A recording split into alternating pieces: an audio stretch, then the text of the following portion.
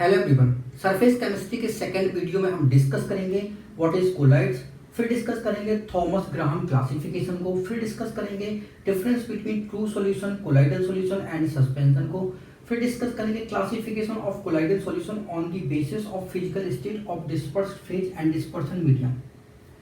तो इस बेसिस पे कोलाइडल सिस्टम जो है वो बनता है। तो एक टाइप की कोलाइडल सिस्टम जो है यहाँ पे बनते हैं।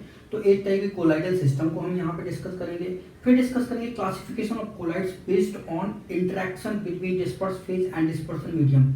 तो इस बेसिस पे हमारा लायोफिलिक एंड लायोफोबिक कोलाइड जो है वो बनता है। तो यहाँ पे हम लायोफिलिक एंड लायोफोबिक कोलाइड्स को डिस्कस करेंगे। फिर हम डिस्कस करेंगे classification based on type of particles of the dispersed phase. तो इस बेसिस पे हमने क्लासिफाई किया मल्टीमोलिकुलर कोलाइड में, मैक्रोमोलिकुलर कोलाइड में एंड एसोसिएटेड कोलाइड में। फिर हम डिस्कस करेंगे प्रिपरेशन ऑफ कोलाइडल सॉल्यूशन। फिर डिस्कस करेंगे प्योरिफिकेशन ऑफ कोलाइडल सॉल्यूशन। तो इसमें हम डिस्कस करेंगे डायलिसिस को, इलेक्ट्रोडायलिसिस को, अल्ट्रा फिल्ट्रेशन को, अल्ट्रा सेंट्रीफ्यूगेशन को। तो आइए वन बाय वन हम इन टर्म की स्टडी करते हैं। Good morning to all. आज हम कोलाइडल सॉल्यूशन के बारे में बात करेंगे कि कोलाइडल सॉल्यूशन होते क्या है। तो कोलाइडल सॉल्यूशन जो होता है मैटर की एक स्टेट होती है, ये पार्टिकल के साइज पे डिपेंडेंट होता है। अगर हम कहते हैं कि अगर पार्टिकल का साइज जो होता है वो 10 एंगस्ट्रॉम से 1000 एंगस्ट्रॉम के बीच रहता है, तो हम कहते हैं कि हमारा जो सॉल्यूशन है वो कोलाइडल सॉल्यूशन है। अगर हम पार्टिकल के साइज को 10 एंगस्ट्रॉम से कम कर दें तो हमारा कोलाइडल सॉल्यूशन जो होगा वो ट्रू सॉल्यूशन में कन्वर्ट हो गया होगा। और अगर हम पार्टिकल के साइज को 1000 एंगस्ट्रॉम से अबव कर देते हैं तो जो कोलाइडल सॉल्यूशन होगा वो सस्पेंशन में शिफ्ट हो गया होगा। तो इसका मतलब है कि जो सॉल्यूशन के जो टाइप्स होते हैं, ट्रू सॉल्यूशन होता है, कोलाइडल सॉल्यूशन होता है और सस्पेंशन होता है, ये किस पे डिपेंड करते हैं? ये पार्टिकल के साइज पे डिपेंड करते हैं। कोलाइडल सॉल्यूशन हमारा कब होगा? जब पार्टिकल का साइज 10 एंगस्ट्रॉम से 1000 एंगस्ट्रॉम के बीच होगा। तो कोलाइडल सॉल्यूशन की हम डेफिनेशन देख लेते हैं। A system is said to be in a colloidal state if particle have the size range 10 angstrom to 1000 angstrom. तो अगर पार्टिकल की साइज का जो रेंज है 10 एंगस्ट्रॉम से 1000 एंगस्ट्रॉम के बीच होता है तो हमारा जो सिस्टम होगा वो कोलाइडल स्टेट का होगा। जो अगर कोलाइडल सॉल्यूशन की अगर हम बात करें तो कोलाइडल सॉल्यूशन जो देखने में आपको होमोजीनियस लगेगा, लेकिन कोलाइडल सॉल्यूशन जो होता है वो एक्चुअल में हेट्रोजीनियस होता है। होमोजीनियस हमारा ट्रू सॉल्यूशन होता है, लेकिन कोलाइडल सॉल्यूशन एंड सस्पेंशन दोनों ही हेट्रोजीनियस नेचर के होते हैं। तो आइए हम बात करते हैं पार्टिकल साइज जो रेंज है कोलाइडल की वो कितनी होती है। तो अगर हम कहते हैं साइज रेंज हमारा 10 एंगस्ट्रॉम टू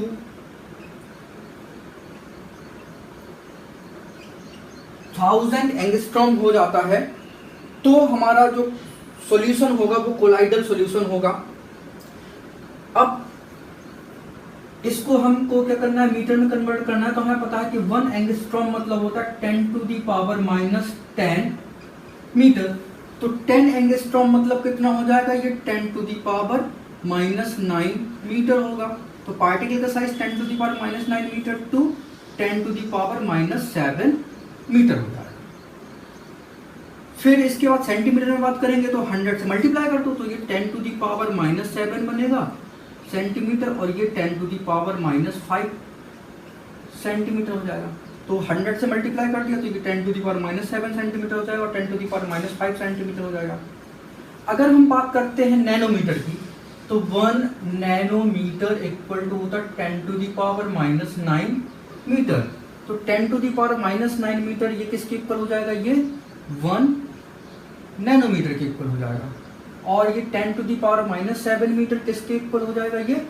ये बन जाएगा आपका 100 नैनोमीटर। कैसे देख लेते हैं। Unitary method 10 to the power -9 metre जो होता है वो कितना होता है? 1 नैनोमीटर होता है। तो 10 टू द पावर -7 मीटर, ये 10 टू द पावर -7 मीटर कितना होगा? 1/10 टू द पावर -9 करो यहाँ पे इंटू 10 टू द पावर -7 तो कितना हो जाएगा? ये 100 हो जाएगा। ठीक है। फिर इसके बाद अगर हम माइक्रोमीटर की बात करें, ये तो आपने कर लिया होगा। ठीक है। इसके बाद अगर हम माइक्रोमीटर में बात करें तो 1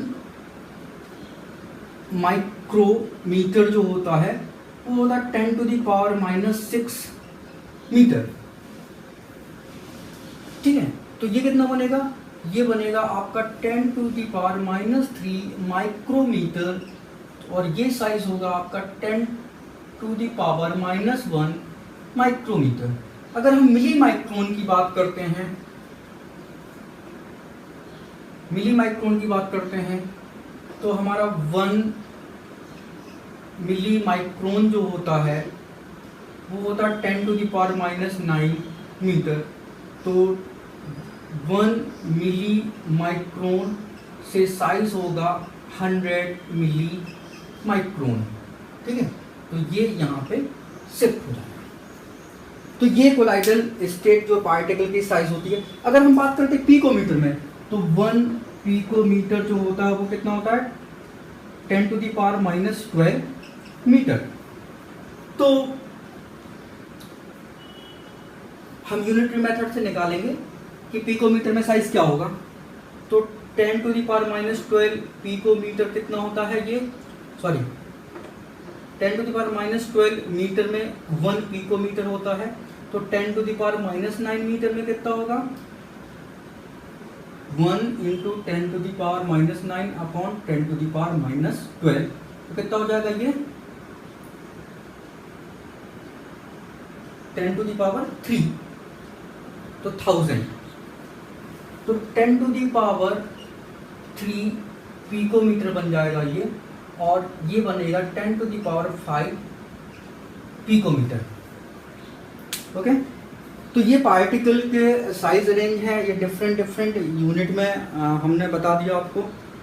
तो ये कोलाइडल सिस्टम होता है, ये पार्टिकल के साइज पर डिपेंडेंट करता है। अगर पार्टिकल का साइज जो होता है वो 10 एंगस्ट्रॉम से 1000 एंगस्ट्रॉम के बीच रहता है, तो हमारा जो सिस्टम होगा वो कोलाइडल स्टेट का होगा। Thank you so much for watching this video. अगर आपको हमारा ये वीडियो अच्छा लगा हो तो आप इसको प्लीज़ लाइक करें, इसको शेयर करें, और अगर आपने हमें अभी तक हमारे चैनल को सब्सक्राइब नहीं किया है तो प्लीज़ उसको सब्सक्राइब करें। Thank you once again for watching this video. तो हमें ये बताना है कि कोलाइड जो है वो हमारा एक सब्सटेंस नहीं है, बट स्टेट ऑफ सब्सटेंस है। कैसे आप बताओ। हेलो एवरीवन, आज हम true solution, suspension and colloidal solution में डिफरेंस की बात करेंगे। तो सबसे पहले हम एक छोटा सा एक्सपेरिमेंट देखेंगे कि ट्रू सॉल्यूशन हमने किसको बोला, कोलाइडल सॉल्यूशन किसको बोला, एंड सस्पेंशन हमने किसको बोला। तो देखो जरा, ये एक ग्लास है और इस ग्लास में हम पानी भर देते हैं, और इसमें हम क्या कर देते हैं, थोड़ा सा नमक जो है डाल देते हैं। ये नमक हमने डाला, थोड़ा सा और नमक डाल दूं, थोड़ा सा और नमक डाल दूं, ठीक है, और इसको डिसॉल्व करा दूंगा।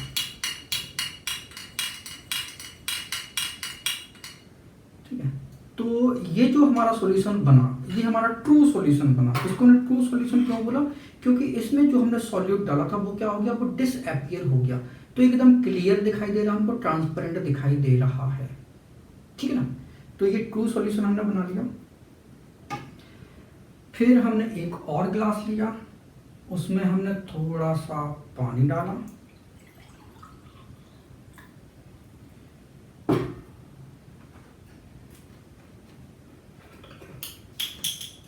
फिर हम इसमें थोड़ा सा ऑयल जो है वो डाल देते हैं। तो आप देख रहे हो कि ये जो है हमारा क्या बन गया, ये सस्पेंशन बन गया। क्यों, क्योंकि आपको ऑयल एंड वाटर 2 लेयर जो है आपको दिखाई दे रही हैं। लेकिन अब हम इसका इमल्सन बना रहे हैं, मतलब कोलाइडल सॉल्यूशन बना रहे हैं। तो इसमें थोड़ा सा सोप सॉल्यूशन जो है वो डाल देंगे, राइट। सोप सॉल्यूशन डाल देंगे और इसको घुमा देंगे। तो हम देखते हैं कि क्या ये आपका कोलाइडल सॉल्यूशन बन रहा है। यस, ऑयल जो है वो वाटर में मिक्स हो गया। ठीक है, थोड़ा सा और हम सोप सॉल्यूशन डाल देते हैं ताकि ये अच्छी तरीके से मिक्स हो जाए।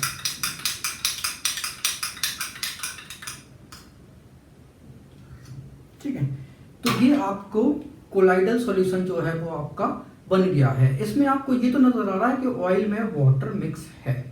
ठीक है ना, फिर थर्ड हम बनाते हैं, ये ग्लास है और इसमें हमने पानी डाल दिया, ठीक है। और अब इसमें हम थोड़ी सी मिट्टी जो है वो डिसॉल्व करा,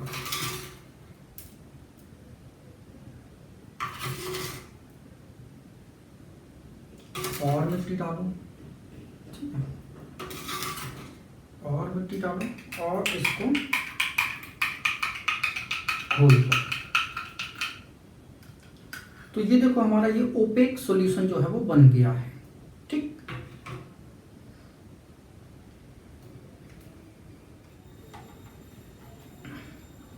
तो अब आप देखो यहाँ पे ये हमारा ट्रू सॉल्यूशन है, ये हमारा कोलाइडल सॉल्यूशन है और ये हमारा सस्पेंशन है, ठीक है। तो अगर हम इनके पार्टिकल साइज की बात करें तो कोलाइडल सॉल्यूशन का पार्टिकल साइज 10 एंगस्ट्रॉम से 1000 एंगस्ट्रॉम के बीच का साइज है। और अगर हम ट्रू सॉल्यूशन की बात करें तो ट्रू सॉल्यूशन में पार्टिकल साइज जो है वो 10 एंगस्ट्रॉम से छोटा होता है और सस्पेंशन में साइज जो है वो 1000 एंगस्ट्रॉम से बड़ा होता है। फिर इसके बाद हम सेकेंड प्रॉपर्टीज देखते हैं, अपीयरेंस। तो जो हमारा ट्रू सॉल्यूशन है एकदम कैसा है, क्लियर, एकदम ट्रांसपेरेंट है। जो आपका कोलाइडल सॉल्यूशन है ये ट्रांसलूसेंट है, ठीक है, ये क्लियर नहीं है, ट्रांसलूसेंट सॉल्यूशन है। आपको समझ में आ रहा है कि मतलब वाटर में ऑयल जो है वो मिक्स है, ठीक है। और तीसरा ये है जो हमारा सस्पेंशन है, देखो जितनी भी मिट्टी थी वो कैसे हो गई, सब सेटल हो गई है, राइट।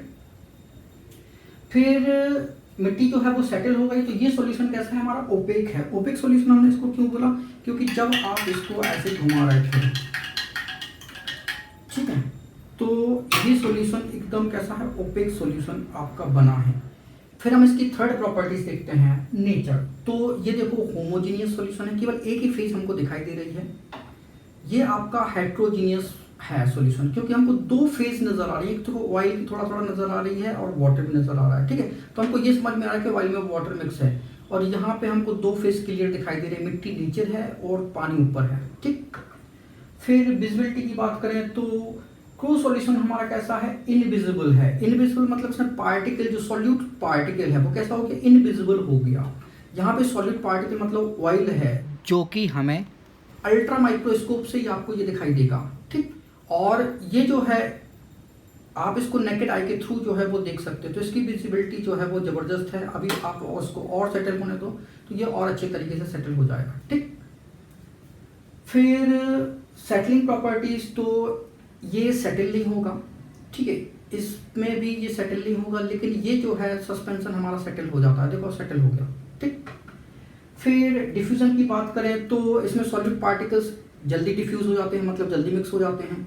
यहाँ पे मिक्स करना थोड़ा सा मुश्किल है, हमको सोप सॉल्यूशन की जरूरत पड़ी थी, और ये तो मिक्स होती ही नहीं है, मिक्स हो गए और इसके बाद फिर से सेटल हो जाएंगे, ठीक है, तो ये मिक्स नहीं होते सस्पेंशन में। फिर फिल्ट्रेबिलिटी की बात करें तो ट्रू सॉल्यूशन आपका ऑर्डिनरी फिल्टर पेपर से फिल्ट्रेट हो जाएगा, आपका जो सेमी परमेबल मेम्ब्रेन है उससे भी फिल्ट्रेट हो जाएगा। कोलाइडल सॉल्यूशन जो है वो ऑर्डिनरी फिल्टर पेपर से तो फिल्ट्रेट हो जाता है, लेकिन जो आपका सेमी परमेबल मेम्ब्रेन है उससे फिल्ट्रेट नहीं होगा। और ये सस्पेंशन आपका ना तो ऑर्डिनरी फिल्टर पेपर से फिल्ट्रेट होगा, ना ही आपका सेमी परमेबल मेम्ब्रेन से फिल्ट्रेट होगा, ठीक है। तो सॉलिड पार्टिकल जो है ना तो ऑर्डिनरी फिल्टर पेपर को पार कर पाएंगे, ना ही सेमी परमेबल मेम्ब्रेन को पार कर पाएंगे। कोलाइडल में क्या होता है कि ऑर्डिनरी फिल्टर पेपर को तो इसके सॉलिड पार्टिकल पार कर जाते हैं, लेकिन जो सेमी परमेबल मेम्ब्रेन है उसमें से इसके सॉलिड पार्टिकल पार नहीं कर पाएंगे, ठीक। फिल्ट्रेबिलिटी हो गई हमारी, डिफ्यूजन हो गया। टिंडल इफेक्ट की बात करते हैं तो ट्रू सॉल्यूशन में टिंडल इफेक्ट तो नहीं बनता, ये गारंटी है। जो आपकी टिंडल इफेक्ट जो है, आपकी ब्राउनिंग मूवमेंट है, जो आपका इलेक्ट्रोफोरेसिस है, ये सारे के सारे फिनोमेनन जो हैं वो आपके कोलाइडल सॉल्यूशन की प्रॉपर्टीज हैं। तो टिंडल इफेक्ट भी कोलाइडल सॉल्यूशन की प्रॉपर्टीज है, तो टिंडल इफेक्ट कोलाइडल सॉल्यूशन में तो होना तय है, ठीक है। और सस्पेंशन में आपका टिंडल इफेक्ट बन सकता है और नहीं भी बन सकता। कब बन सकता है, जब सॉलिड पार्टिकल का साइज जो है 1000 एंगस्ट्रॉम के नियर अबाउट हो, तो आपको टिंडल इफेक्ट दिखाई देगा, वरना नहीं दिखाई देगा। अगर साइज ज़्यादा बड़ा हो गया तो फिर टिंडल इफेक्ट जो है वो नहीं दिखाई देगा। तो ये हमारा डिफरेंस हो गया true solution, colloidal solution and suspension है। Thank you so much for watching this video. अगर वीडियो अच्छा लगा तो प्लीज लाइक करें, इसको शेयर करें। अगर आपने हमारे चैनल को अभी तक सब्सक्राइब नहीं किया तो प्लीज को सब्सक्राइब करें। Thank you once again for watching. Are the colloidal solution classified on the basis of physical state of dispersed phase and dispersion medium. तो जो हमारी फिजिकल स्टेट होती है सॉलिड, लिक्विड एंड गैस, तो dispersed phase and dispersion medium, तो ये भी solid, liquid and gas दोनों के कॉम्बिनेशन से हमारे वैसे तो 9 कोलाइडल सिस्टम बनने चाहिए थे, लेकिन दोनों के कॉम्बिनेशन से 8 कोलाइडल सिस्टम बनते हैं।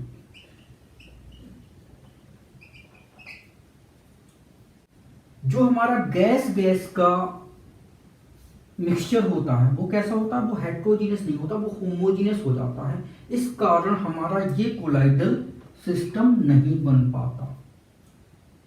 आज हम टाइप्स ऑफ कोलाइडल सॉल्यूशन की बात करेंगे कि हमारे कोलाइडल सॉल्यूशन कितने टाइप के होते हैं। तो हमारा पहला टाइप है, अगर हमारी डिस्पर्स्ड फेज जो है वो सॉलिड है और हमारा डिस्पर्सन मीडियम भी सॉलिड है, तो हमारा बनेगा सॉलिड सोल। जो हमारा कोलाइडल सिस्टम होगा वो क्या होगा, सॉलिड सोल कहलाएगा। और इसके एग्जाम्पल होंगे, सॉलिड में सॉलिड डिसॉल्व है तो जेमस्टोन और आपके कुछ कलर्ड ग्लासेस भी।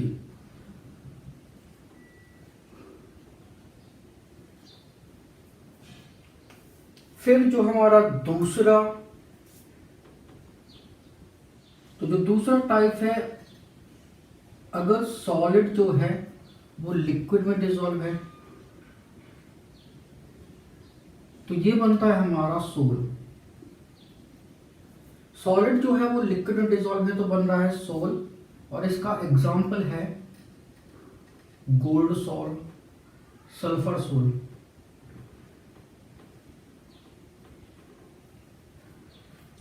फिर हमारा थर्ड है, अगर फेज अभी भी सॉलिड है और मीडियम जो है वो गैस है तो बनेगा हमारा एरोसोल।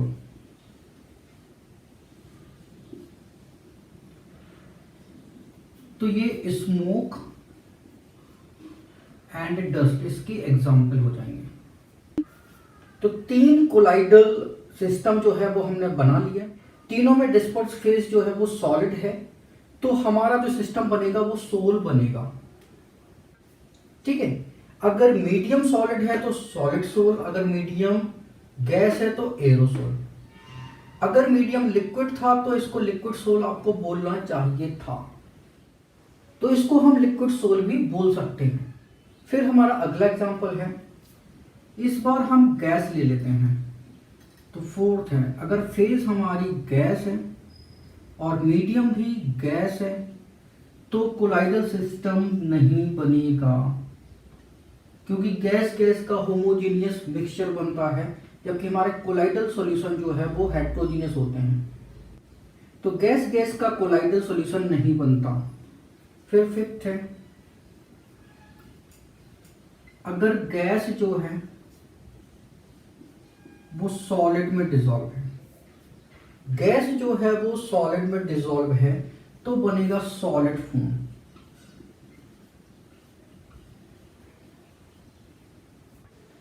और इसके एग्जाम्पल हैं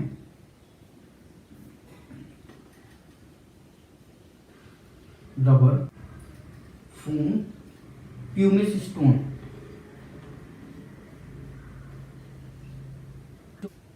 फिर हमारा है, अगर गैस जो है वो लिक्विड में सस्पेंडेड है तो हमारा बनेगा फोम। गैस लिक्विड में है तो बनेगा फोम। इसके एग्जाम्पल हैं whipped cream, fruit, soap, leather.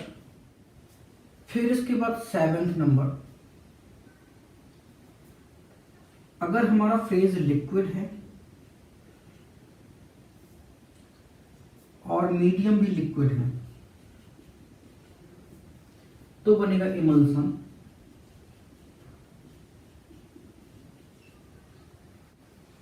तो ये आएगा क्रीम, पेंट्स। फिर हमारा अगला एग्जांपल है, अगर फेज लिक्विड है और मीडियम जो है वो सॉलिड है तो ये तो बनेगा हमारा जेल। तो जेल बनना है तो इसके एग्जांपल बताओ। Toothpaste, jelly. फिर इसके बाद 9th नंबर, फेज लिक्विड है, मीडियम गैस है तो बनेगा एरोसोल।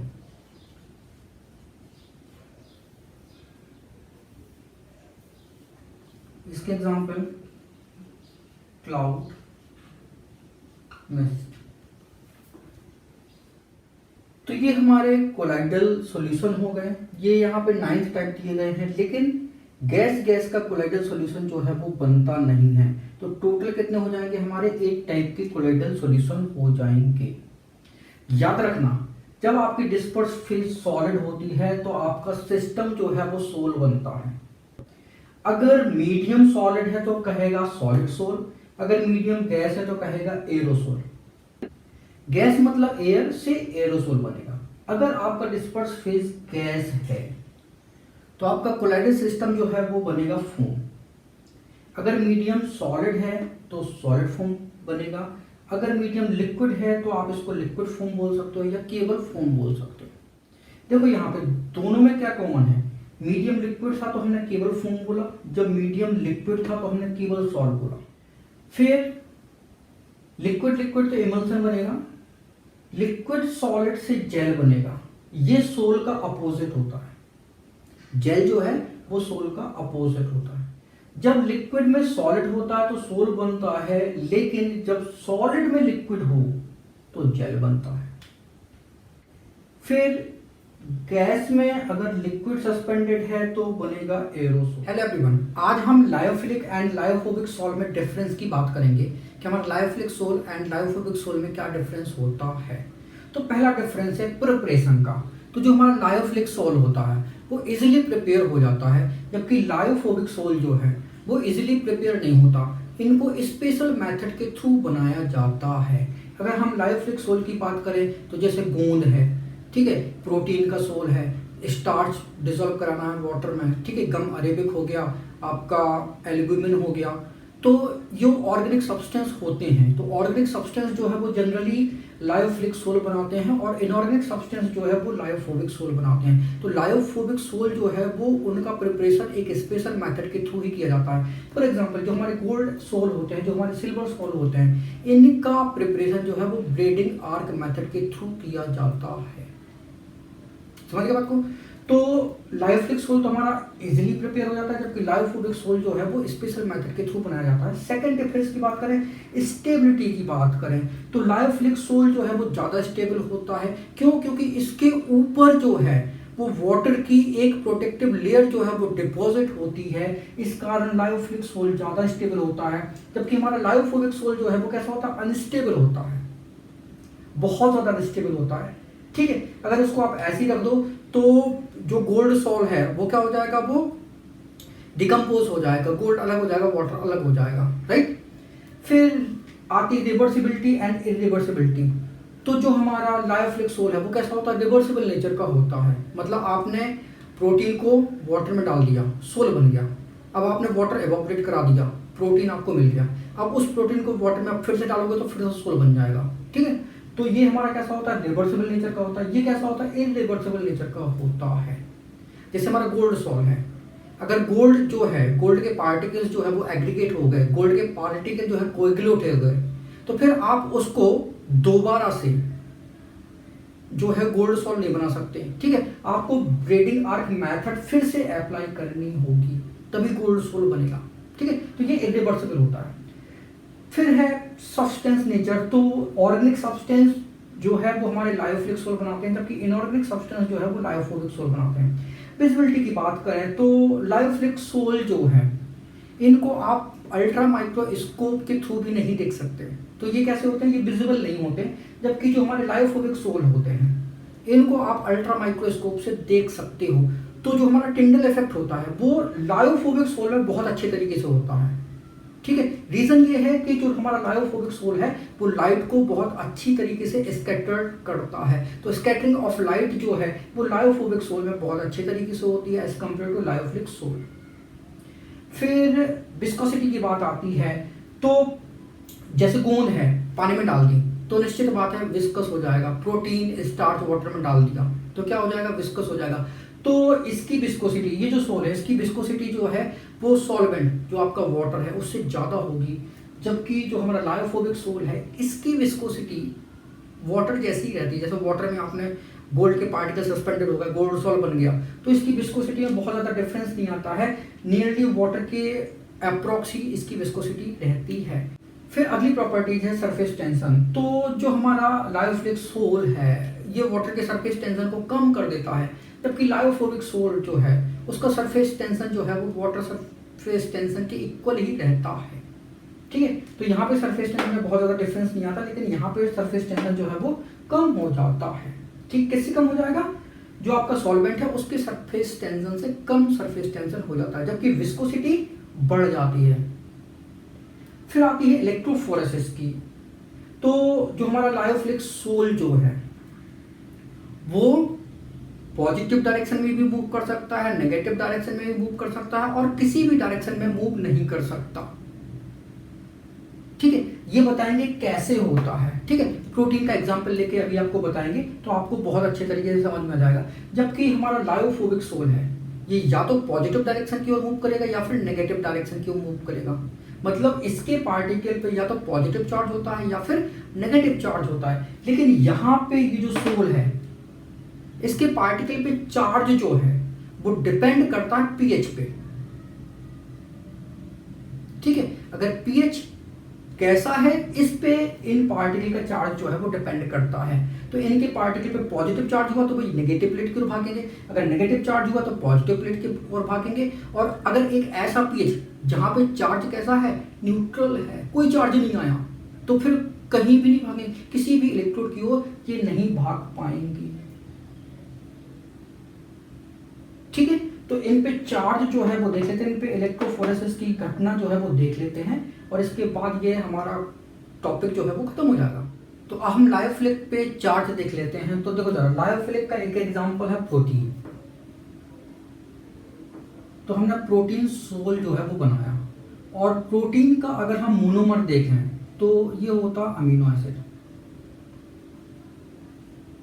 ठीक है, तो प्रोटीन्स का ये जो मोनोमर है वो क्या होता है, अमीनो एसिड होता है। तो अमीनो एसिड जो है वो हमारा होता है R C double bond O H NH2 और H। ठीक है, तो ये तीन ग्रुप तो कॉमन होते हैं, चौथा ग्रुप जो है वो अलग होता है, एल्काइल ग्रुप जो है वो अलग होता है। ठीक है, तो अमीनो एसिड में एल्काइल ग्रुप जो है वो अलग होता है, अलग अलग अमीनो एसिड में, बाकी तीन ग्रुप जो है वो सेम होते हैं। तो हमने कॉमन अमीनो एसिड जो है वो ले लिया। अब इस अमीनो एसिड को, मतलब इस प्रोटीन को जिसमें ये वाला अमीनो एसिड है, आपने एसिडिक मीडियम में डिसॉल्व करा, तो एसिडिक मीडियम में तो H पॉजिटिव होगा, तो ये H पॉजिटिव क्या करेगा, कहाँ जाएगा, इस नाइट्रोजन की लोन पेयर पे जाएगा, तो बॉन्ड बनाएगा, तो ये बनेगा RCCOOH, ये NH3 पॉजिटिव बन जाएगा, और ये H है ये। ठीक है, तो यहाँ पे NH3 पॉजिटिव, तो ये जो हमारा प्रोटीन सोल जो है वो कैसा हो जाएगा, ये हमारा पॉजिटिव सोल हो जाएगा। ठीक, अगर आपने इसको बेसिक मीडियम में डाला तो RCCOH NH2 और ये H, ये तो हमारा अमीनो एसिड है। बेसिक मीडियम मतलब OH नेगेटिव, तो OH नेगेटिव, तो ये H पॉजिटिव क्या करेगा, इधर पे आ गया तो वाटर बनेगा, तो ये हमारा बन जाएगा RCCOO नेगेटिव, ये NH2 ज्यों का त्यों, और ये H। ठीक है, और क्या बनेगा H2O, तो ये हमारा हो जाएगा नेगेटिव सोल। तो अगर आपने प्रोटीन को जो है वो एसिडिक मीडियम में डाला तो उस पर चार्ज कैसा होगा, पॉजिटिव चार्ज होगा, और पॉजिटिव चार्ज है तो वो इलेक्ट्रोफोरेसिस अगर आप इसका कराओगे, ठीक है, तो हमने 2 इलेक्ट्रोड जो है वो लटका दिए,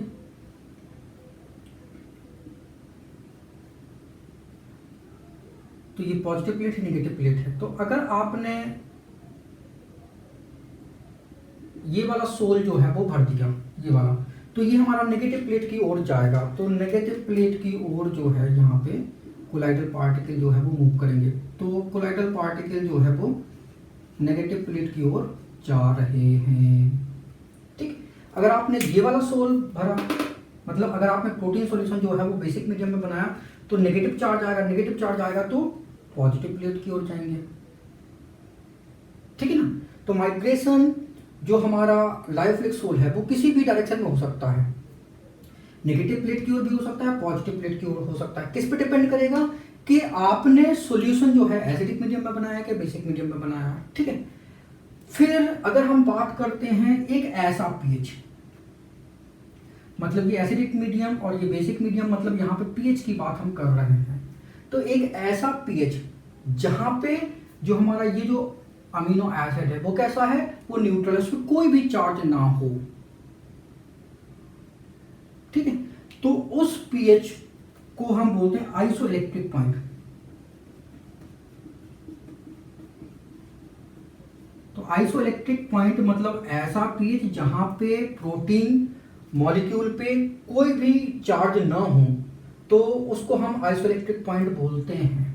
और जब प्रोटीन पे कोई चार्ज नहीं होगा तो निश्चित बात है इलेक्ट्रोफोरेसिस अगर हम कराते हैं तो उसके मॉलिक्यूल जो है वो किसी भी डायरेक्शन में मूव नहीं करेंगे, ठीक है। तो हम कह सकते हैं कि जो हमारा लायोफिलिक सोल है वो इलेक्ट्रोफोरेसिस में, इलेक्ट्रिक फील्ड में, वो पॉजिटिव डायरेक्शन में भी मूव कर सकते हैं, नेगेटिव डायरेक्शन में मूव कर सकते हैं, और किसी भी डायरेक्शन में मूव नहीं कर सकते। बात समझ में आ गई होगी। Thank you so much for watching this video. अगर वीडियो अच्छा लगा तो प्लीज इसको लाइक करें, इसको शेयर करें। अगर आपने हमारे चैनल को अभी तक सब्सक्राइब नहीं किया तो प्लीज इसको सब्सक्राइब करें। Thank you once again for watching this video. तो हमें multi molecular and macromolecular colloid में डिफरेंस बताना है, हमें इनके एक एक एग्जाम्पल भी देने हैं, और हमें ये बताना है कि जो हमारे एसोसिएटेड कोलाइड हैं वो इनसे डिफरेंट क्यों हैं।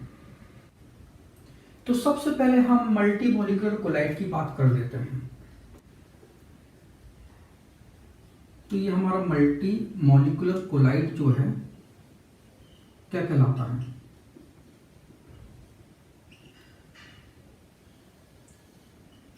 तो इसके एग्जाम्पल जो है वो हमारा गोल्ड सोल है और सल्फर सोल। गोल्ड सोल में गोल्ड के एटम का एग्रीगेशन होता है, और सल्फर सोल में सल्फर के मॉलिक्यूल जो है वो एग्रीगेट होते हैं। अब यहां पे समझना, जो हमारा कोलाइडल सॉल्यूशन होता है उसमें सॉल्यूट का साइज जो है वो 1 नैनोमीटर टू 100 नैनोमीटर होता है। और ये हमारे मल्टी मॉलिक्यूलर कोलाइड हैं, ये जो आपका एटम है गोल्ड और ये आपका सल्फर का एटम है, इनका साइज 1 नैनोमीटर से छोटा होता है। तो क्या होता है कि ये बहुत सारे गोल्ड के एटम जो है वो आपस में कनेक्ट हो जाते हैं, और जब साइज 1 नैनोमीटर के अबव हो जाता है तो क्या होता है, हमारा गोल्ड सोल का फॉर्मेशन होता है। ऐसे यहाँ पे सल्फर मॉलिक्यूल है, जब S8 मॉलिक्यूल बहुत सारे क्या हो जाते हैं, एसोसिएटेड हो जाते हैं, तो इनका साइज जो है वो 1 नैनोमीटर के अबव हो जाता है, तो हमारे सल्फर सोल का फॉर्मेशन जो है वो हो जाता है। तो जब हम गोल्ड को और सल्फर को एक सुटेबल सॉल्वेंट में डालते हैं तो गोल्ड के एटम और सल्फर के मॉलिक्यूल्स जो हैं वो एग्रीगेट होके उनका साइज 1 नैनोमीटर के अबव हो जाता है, तो gold sol and sulphur sol का फॉर्मेशन हो जाता है। तो ऐसे हमारे मल्टी मॉलिक्यूलर कोलाइड का फॉर्मेशन होता है। जो हमारा मैक्रोमोलिकुलर कोलाइड है वो क्या कहलाता है। तो अब हम बात करेंगे मैक्रोमोलिकुलर कोलाइड की।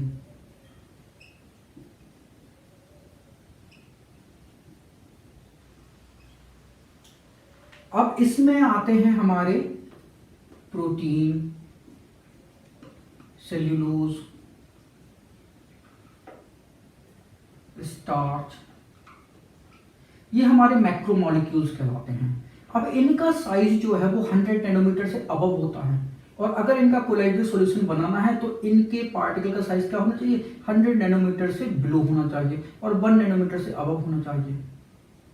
तो यहाँ पे हम इनको ऐसे सॉल्वेंट में डालते हैं जहां पे इनका डिकम्पोजिशन हो जाए और साइज जो है वो 100 नैनोमीटर से छोटा हो जाए। तो प्रोटीन, सेलुलोज, स्टार्च का कोलाइडल सॉल्यूशन जो है वो बन जाता है। तो यहां पे हमें साइज को बड़ा करना है और यहां पे हमें साइज को छोटा करना है। तो ये हमारा मल्टीमोलिकुलर कोलाइड बनता है और ये हमारा मैक्रोमोलिकुलर कोलाइड बनता है। तो जो हमारा थर्ड टाइप है वो हमारा एसोसिएटेड कोलाइड है।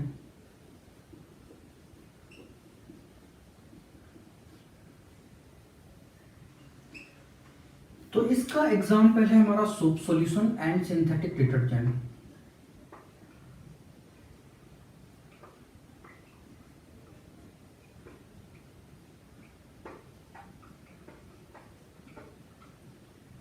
तो जो हमारे soap solution and synthetic detergent होते हैं वो लो कॉन्सेंट्रेशन पे तो एक इलेक्ट्रोलाइट की तरह बिहेव करते हैं, जबकि हाई कॉन्सेंट्रेशन पे ये कोलाइडल की तरह बिहेव करना शुरू कर देते हैं। तो अगर हम सोप सॉल्यूशन को देखें तो एक बीकर इसमें पानी भरा हुआ है और इसमें हमने सोप जो है डाल दिया। तो सोप जो है इसका हम फॉर्मूला लिख लेते हैं C17H35COO। तो CO नेगेटिव पार्ट बनता है और Na पॉजिटिव पार्ट बनता है। तो ये पूरा पार्ट नेगेटिवली चार्ज होता है, ये पॉजिटिवली चार्ज होता है। तो अब देखो जरा इसका स्ट्रक्चर कैसा बनता है। तो C17H35, तो ये तो हमारी कार्बन चेन होगी, ये कार्बन चेन है। तो ये 1 2 3 4 5 6 7 8 9 10 11 12 13 14 15 16 17, और ये हमारा COO नेगेटिव पार्ट है और Na पॉजिटिव पार्ट है। COO नेगेटिव पार्ट को आप जो है ऐसे बता सकते हो, ये CO नेगेटिव हो गया, ठीक है। तो सोप सॉल्यूशन हमारा ऐसा रहता है, ये तेल हो गई, ये नेगेटिव चार्ज हो गया, ये तेल, ये नेगेटिव चार्ज, ये तेल, ये नेगेटिव चार्ज। तो लो कॉन्सेंट्रेशन पे तो ये स्ट्रॉन्ग इलेक्ट्रोलाइट की तरह बिहेव करता है, लेकिन जैसे ही हमारा कॉन्सेंट्रेशन हाई हो जाता है, कॉन्सेंट्रेशन अगर लो है तब तो इलेक्ट्रोलाइट है, लेकिन अगर कॉन्सेंट्रेशन हाई है तो हाई कॉन्सेंट्रेशन पे ये जो सोप के पार्टिकल्स हैं ये कैसे होते हैं, ये क्या करते हैं, ये मिसेल का फॉर्मेशन कर लेते हैं। तो ये हमारा मिसेल जो है वो बन रहा है। तो सोप के पार्टिकल्स क्या होते हैं, वो एग्रीगेट हो जाते हैं और क्या बनाते हैं, मिसेल बनाते हैं। मिसेल का फॉर्मेशन कब बनता है, जब कॉन्सेंट्रेशन हाई हो और टेम्परेचर भी हमें हाई करना पड़े। अब टेम्परेचर हाई क्यों करेंगे, क्योंकि हमें कॉन्सेंट्रेशन हाई करना है। इसका मतलब है कि यहां से डिस्पर्सन मीडियम के पार्टिकल को जो है हमें वाटर के पार्टिकल को इवोपरेट कराना होगा, तभी तो कॉन्सेंट्रेशन हाई होगा, बिल्कुल। तो टेम्परेचर हाई करेंगे तो वो टेम्परेचर जिसके अबव जो है ये मिसेल बनता है, उस टेम्परेचर को हम बोलते हैं क्राफ्ट टेम्परेचर। कौन सा टेम्परेचर, उसको हम बोलते हैं क्राफ्ट टेम्परेचर। इसे TK से रिप्रेजेंट करते हैं। और वो कॉन्सेंट्रेशन जिसके अबव ये मिसेल का फॉर्मेशन होता है तो उसको हम CMC कॉन्सेंट्रेशन बोलते हैं, मतलब क्रिटिकल मिसेल कॉन्सेंट्रेशन। तो जो हमारा सोप सॉल्यूशन जो है वो क्राफ्ट टेम्परेचर के above and critical micelle concentration के अबव एक कोलाइड की तरह बिहेव करता है, जिसको कि हम एसोसिएटेड कोलाइड बोलते हैं। ऐसे हमारा सिंथेटिक डिटर्जेंट में होता है। तो एसोसिएटेड कोलाइड के हमारे एग्जांपल क्या होगा, soap solution and synthetic detergent. Hello everyone, आज हम कोलाइडल सॉल्यूशन के प्रिपरेशन मेथड की बात करेंगे कि कोलाइडल सॉल्यूशन को कैसे प्रिपेयर कर सकते हैं। तो कोलाइडल सॉल्यूशन को प्रिपेयर करने की हमारे पास दो मेथड होती हैं। पहली है डिस्पर्सन मेथड, जिसको कि हम डिसइंटीग्रेशन मेथड बोलते हैं, और सेकेंड मेथड है हमारी कंडेंसेशन मेथड। तो डिस्पर्सन मेथड में क्या होता है, तो देखो जरा, हमको पता है कि जो हमारा कोलाइडल पार्टिकल होता है उसका साइज होता है 10 एंगस्ट्रॉम टू 1000 एंगस्ट्रॉम। तो कोलाइडल पार्टिकल का साइज जो है वो इतना होता है। तो डिस्पर्सन मेथड, जिसको कि हम डिसइंटीग्रेशन मेथड बोलते हैं, यहाँ पे जो सॉल्यूट साइज है वो 1000 एंगस्ट्रॉम से बहुत बहुत बहुत ज़्यादा होता है। मतलब सॉल्यूट जो है यहाँ पे बड़े साइज का सॉल्यूट है, तो हम क्या करते हैं, सॉल्यूट को तोड़ तोड़ के इतना साइज कर देते हैं कि उसका साइज जो है वो 10 एंगस्ट्रॉम से 1000 एंगस्ट्रॉम के बीच हो जाए, तो हमारा कोलाइडल सॉल्यूशन जो है वो बन जाएगा। ठीक है ना। तो इसके लिए हमारे पास मेथड होती हैं, मतलब बड़े साइज को छोटे साइज में तोड़ने के लिए हमारे पास मेथड है। पहली है मैकेनिकल डिसइंटीग्रेशन, सेकंड है इलेक्ट्रिकल डिसइंटीग्रेशन, जिसको कि हम ब्रेडिंग आर्क मेथड बोलते हैं, और थर्ड है हमारी पेप्टाइजेशन। तो मैकेनिकल डिसइंटीग्रेशन में होता क्या है कि ये जो हमारा बड़ा साइज है, जो सॉल्यूट है, सॉल्यूट कैसा है, बिग साइज का है, ठीक है, उसको तोड़ना है। तो इसको हम क्या करते हैं, मैकेनिकल डिसइंटीग्रेशन में कोलाइडल मिल, जो कोलाइडल चक्की होती है, उसमें हम इस सॉल्यूट को डालते हैं तो पीस लेते हैं, ठीक है, पाउडर बना लेते हैं, और इतना पीसते हैं ताकि साइज जो है वो 10 एंगस्ट्रॉम से 1000 एंगस्ट्रॉम के बीच हो जाए। तो मैकेनिकल डिसइंटीग्रेशन में क्या होता है कि सॉल्यूट को हम क्या करते हैं, कोलाइडल मिल में पीस लेते हैं, पाउडर बना लेते हैं, ठीक है। तो ये मैकेनिकल डिसइंटीग्रेशन हो गया हमारा। फिर इलेक्ट्रिकल डिसइंटीग्रेशन, जिसको कि हम ब्रेडिंग आर्क मेथड बोलते हैं, इसमें होता क्या है कि इसमें हम गोल्ड, सिल्वर, जिंक, प्लैटिनम, इन मेटल के सोल बनाते हैं। तो मेटल सोल जो है वो यहाँ पे बनाया जाता है, ठीक है। मेटल सोल कैसे बनाया जाता है, तो इसकी हम ब्रेडिंग आर्क मेथड जो है वो देखते हैं। तो ब्रेडिंग आर्क मेथड क्या होती है, इसको अभी हम एक्सप्लेन कर रहे हैं। Good morning. आज हम ब्रेडिंग आर्क मेथड के बारे में बात करेंगे कि ये ब्रेडिंग आर्क मेथड होती क्या है। तो ये जो मेथड है, इस मेथड के थ्रू हम मेटल्स का कोलाइडल सॉल्यूशन प्रिपेयर कर सकते हैं। तो मेटल्स कौन कौन से हो सकते हैं, तो ये मेटल्स हो सकते हैं, गोल्ड हो सकता है, सिल्वर हो सकता है, प्लेटिनम हो सकता है। तो gold, silver, platinum etcetera metals के हम कोलाइडल सॉल्यूशन जो है इस मेथड के थ्रू हम बना सकते हैं। तो आइए ये मेथड क्या होती है और मेटल्स का कोलाइडल सॉल्यूशन हम कैसे बना सकते हैं। तो सबसे पहले हमें जिस मेटल्स का कोलाइडल सॉल्यूशन बनाना है, तो उसकी 2 रॉड जो है वो हमको लेनी पड़ेगी। तो 2 रॉड हमने ले ली। सपोज ये गोल्ड का हम सॉल्व बना रहे हैं, तो 2 गोल्ड रॉड जो है वो हम यहाँ पे ले लेते हैं। तो ये जो है आपका, ये है गोल्ड रॉड हमने यहाँ पे ले ली। फिर हम क्या करेंगे, इन दोनों रॉड को हम क्या करेंगे, बैटरी से कनेक्ट करेंगे। और ये बैटरी जो होनी चाहिए, बड़ी पावरफुल बैटरी होनी चाहिए, पावरफुल बैटरी होगी। फिर हम इन इलेक्ट्रोड को क्या करेंगे, ये वाटर में सस्पेंडेड कर देंगे। तो वाटर के टैंक में हमने इसको सस्पेंडेड कर दिया, हाई टेंशन बैटरी से हमने इसको कनेक्ट कर दिया। इससे क्या होगा, इलेक्ट्रिक आर्क जो होगा इस जगह पे प्रोड्यूस होगा। अब जो इलेक्ट्रिक आर्क प्रोड्यूस होगा, ये जो इलेक्ट्रिक आर्क है, इसको मैं लिख देता हूं, ये जो इलेक्ट्रिक आर्क बना हुआ है,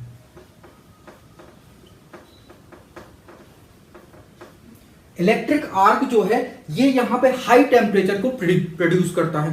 तो यहां पे बहुत हाई टेम्परेचर जो है प्रोड्यूस होगा। इस हाई टेम्परेचर के थ्रू क्या होगा, ये जो रॉड है, मेटल रॉड है, इसके जो पार्टिकल्स जो होंगे वाटर में सॉल्युबल हो जाएंगे। लेकिन यहां पे एक प्रॉब्लम ये है कि ये जो गोल्ड जो आपका पार्टिकल्स जो है वाटर में आ गया, वो क्या होगा, वेपर बन के उड़ने लगेगा। तो हमारे हाथ तो कुछ नहीं लगेगा।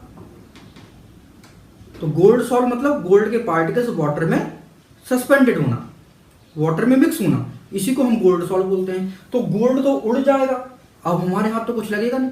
तो हमको क्या करना है, गोल्ड पार्टिकल्स को इसी वाटर में रोकना है। तो इसके लिए हम क्या करेंगे, इसके लिए हम क्या करेंगे, ये जो वाटर टैंक है इसको हम आइस बॉथ के अंदर रखते हैं। ये जो दूसरा टैंक है हमने ले लिया, और यहां पे हमने क्या किया, ये आइस पीसेस जो है वो हम रख देते हैं। तो आइस पीसेस क्या करेगा, जो गोल्ड पार्टिकल को ठंडा कर देगा। ठंडा कर देगा तो क्या होगा, गोल्ड जो पार्टिकल्स जो हैं वो वेपर में कन्वर्ट नहीं हो पाएंगे और वाटर में डिसॉल्व हो जाएंगे। ये आइस पीसेस रख दिए। तो एक प्रॉब्लम तो हमारी दूर हो गई कि गोल्ड जो पार्टिकल्स जो वेपर में कन्वर्ट हो रहा था, अब वो यहीं पे क्या हो जाएगा, डिसॉल्व हो जाएगा। फिर सेकेंड प्रॉब्लम हमारे पास ये आती है कि ये जो गोल्ड सॉल्ट है, इस गोल्ड के पार्टिकल्स कुछ टाइम बाद क्या होंगे, एग्रीगेशन उनका स्टार्ट हो जाएगा और ये फिर से सस्पेंशन बना लेंगे। तो जो गोल्ड सॉल्ट है हमारा अभी स्टेबल नहीं हुआ, तो इसको स्टेबलाइज करने के लिए हम क्या करेंगे, इसमें थोड़ा सा ये जो वाटर लिया था, इसमें थोड़ा सा यहां पे हमने ये जो रेड कलर का लिया था, ये क्या था, ये वाटर था, इसमें थोड़ा सा इलेक्ट्रोलाइट, सपोज कि हम पोटेशियम हाइड्रोक्साइड थोड़ा सा डाल देते हैं। ये पोटेशियम हाइड्रोक्साइड क्या करेगा, इस गोल्ड सॉल्ट को स्टेबलाइज करेगा। कैसे, जो गोल्ड के पार्टिकल्स जो होते हैं, सपोज कि ये गोल्ड का पार्टिकल है, ये गोल्ड का पार्टिकल है, तो जो OH नेगेटिव आयंस जो हैं, negative ions, OH negative ions जो हैं, वो क्या होता है, गोल्ड के पार्टिकल्स के ऊपर जो आके बैठ जाते हैं, एब्जॉर्ब हो जाते हैं, चिपक जाते हैं, जिससे गोल्ड का पार्टिकल्स क्या होगा, नेगेटिवली चार्ज हो जाएगा। अब नेगेटिव चार्ज आ गया तो गोल्ड के पार्टिकल्स क्या करेंगे, एक दूसरे को रिपेल करेंगे, क्योंकि सेम चार्ज जो होता है वो रिपेल करते हैं एक दूसरे को, जिससे हमारा गोल्ड सॉल्ट जो होगा वो स्टेबलाइज हो जाएगा। तो ये जो मेथड है, ब्रैडेड आर्क मेथड है, इससे हम क्या कर सकते हैं, ये जो मेटल्स हैं, गोल्ड हो सकता है, सिल्वर हो सकता है, प्लेटिनम हो सकता है, इनके कोलाइडल सॉल्यूशन जो है वो उनके हम कोलाइडल सॉल्यूशन बना सकते हैं। फिर इसके बाद हमारी होती है थर्ड पेप्टाइजेशन। तो पेप्टाइजेशन मेथड में क्या होता है कि यहाँ पे हम प्रेसिपिटेट, कोई जो प्रेसिपिटेट होता है, प्रेसिपिटेट को हम कोलाइडल सॉल्यूशन बनाते हैं। मतलब प्रेसिपिटेट है, उसका साइज बड़ा होता है, तो उसका साइज 10 एंगस्ट्रॉम से 1000 एंगस्ट्रॉम के बीच कर देते हैं, जिससे हमारा कोलाइडल सॉल्यूशन जो है वो बन जाता है। ठीक है, तो पेप्टाइजेशन मेथड क्या होती है, चलिए इसको भी डिस्कस करते हैं। Good morning to all. आज हम पेप्टाइजेशन के बारे में बात करेंगे कि ये पेप्टाइजेशन होता क्या है। पेप्टाइजेशन एक मेथड होती है, इस मेथड के थ्रू हम लायोफोबिक कोलाइडल सॉल्यूशन का फॉर्मेशन करते हैं। तो आइए देखते हैं लायोफोबिक कोलाइडल सॉल्यूशन के फॉर्मेशन में हमें क्या क्या चीजें रिक्वायर होती हैं, हमें कौन कौन से मटेरियल का यूज करना होता है। तो पहला तो हमें वो प्रेसिपिटेट चाहिए जिसका आप लायोफोबिक कोलाइडल सॉल्यूशन बनाना चाह रहे हो। सेकेंड हमें वाटर चाहिए एंड थर्ड हमें सुटेबल इलेक्ट्रोलाइट चाहिए। तो सुटेबल इलेक्ट्रोलाइट जो है वो हमें कौन सा चाहिए होगा, कौन सा इलेक्ट्रोलाइट यहां पे लगेगा। तो सुटेबल इलेक्ट्रोलाइट जो है वो हम कौन सा सिलेक्ट करेंगे, वो ऐसा इलेक्ट्रोलाइट हम सिलेक्ट करेंगे जिसमें प्रेसिपिटेट के आयंस जो हैं वो प्रेजेंट होने चाहिए, या तो उसमें पॉजिटिव आयन प्रेजेंट होगा या फिर नेगेटिव आयन प्रेजेंट होगा। ये बहुत इंपॉर्टेंट है। तो एग्जांपल के थ्रू हम समझते हैं कि सपोज कि आपका जो प्रेसिपिटेट है वो सिल्वर क्लोराइड लिया हुआ है, हम सिल्वर क्लोराइड जो है इसका कोलाइडल सॉल्यूशन बनाना चाह रहे हैं, तो हमें सुटेबल इलेक्ट्रोलाइट कौन सा लेना पड़ेगा। सिल्वर क्लोराइड जो होता है वो या तो सिल्वर पॉजिटिव आयन और सिल्वर नेगेटिव आयन जो है वो देगा। तो सुटेबल इलेक्ट्रोलाइट यहां पे हमें कौन सा चाहिए, या तो उसमें सिल्वर पॉजिटिव आयन प्रेजेंट हो या फिर क्लोराइड नेगेटिव आयन प्रेजेंट हो। तो हमारे यहां पे हम सिल्वर नाइट्रेट जो है वो ले सकते हैं, इसमें सिल्वर पॉजिटिव जो है वो कॉमन है, या फिर हम HCl ले सकते हैं। तो ये इलेक्ट्रोलाइट जो है यहां पे चल जाएगा। तो सुटेबल इलेक्ट्रोलाइट कौन सा चाहिए, जिसमें या तो पॉजिटिव आयन प्रेसिपिटेट का कॉमन हो या फिर नेगेटिव आयन प्रेसिपिटेट का कॉमन होना चाहिए। तो इलेक्ट्रोलाइट हमने सिलेक्ट कर लिया। अब हमको करना क्या है, करना यह है कि आप एक टेस्ट ट्यूब लें,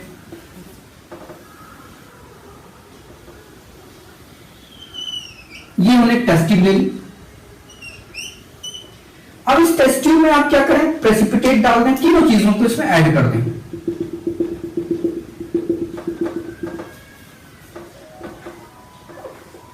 इसमें हमने प्रेसिपिटेट डाल दिया, प्लस इसमें हमने वाटर डाल दिया, प्लस इसमें हमने इलेक्ट्रोलाइट डाल दिया।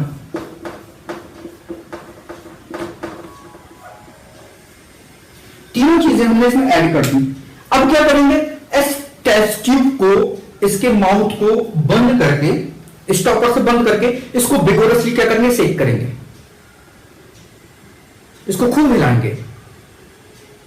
इससे क्या होगा, ये तीनों चीजें क्या हो गई, मिक्स हो जाएंगी, और मिक्स होने पे हमारा क्या बन जाएगा, लायोफोबिक कोलाइडल सॉल्यूशन जो है वो तैयार हो जाएगा। तो यहां पे क्या हो जाएगा, लायोफोबिक कोलाइडल सॉल्यूशन जो है वो तैयार हो गया। और जो हमारा सुटेबल इलेक्ट्रोलाइट जो होता है, जिसने प्रेसिपिटेट का कोलाइडल सॉल्यूशन बनाया था, उस इलेक्ट्रोलाइट को हम क्या बोलते हैं, इसको हम बोलते हैं पेप्टाइजिंग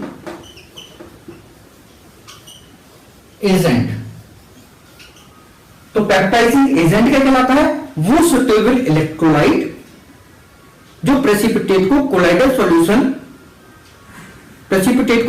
सॉल्यूशन में कन्वर्ट करने के काम आता है, उस सुटेबल इलेक्ट्रोलाइट को हम पेप्टाइजिंग एजेंट बोलते हैं। तो पेप्टाइजिंग एजेंट जो है उसका रोल क्या होता है, तो रोल ऑफ पेप्टाइजिंग एजेंट, आइए इसके रोल को समझते हैं। तो कोई भी जो प्रेसिपिटेट होता है उसका अगर हमें कोलाइडल सॉल्यूशन बनाना है तो हमको क्या क्या चाहिए, तो हमको वो प्रेसिपिटेट चाहिए होता है, हमको वाटर चाहिए होता है और इलेक्ट्रोलाइट चाहिए होता है। तो सपोज कि एक एग्जांपल लेते हैं हम सिल्वर क्लोराइड जो है इसका कोलाइडल सॉल्यूशन जो है वो तैयार करना चाह रहे हैं। तो सिल्वर क्लोराइड का सॉल्व आइए बनाते हैं। कैसे बनाएंगे हम, तो हमको क्या करना पड़ेगा, सबसे पहले हम क्या करते हैं, एक टेस्ट ट्यूब लेते हैं।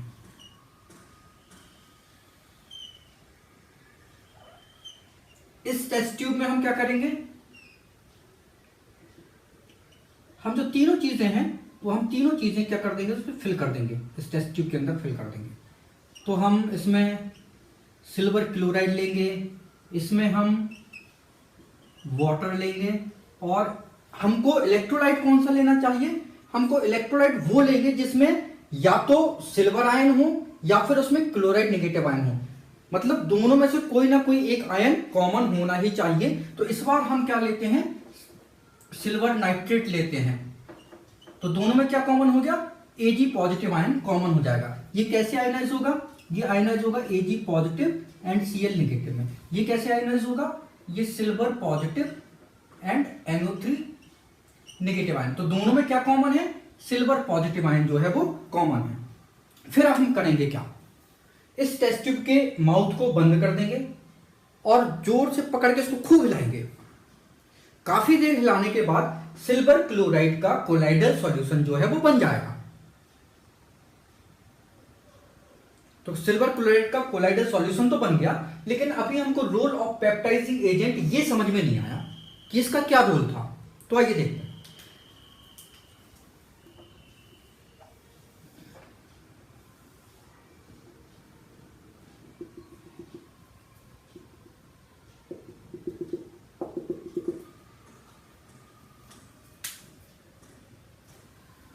तो ये जो है ये मीडियम है, डिस्पर्स मीडियम है, और ये डिस्पर्स्ड फेज है।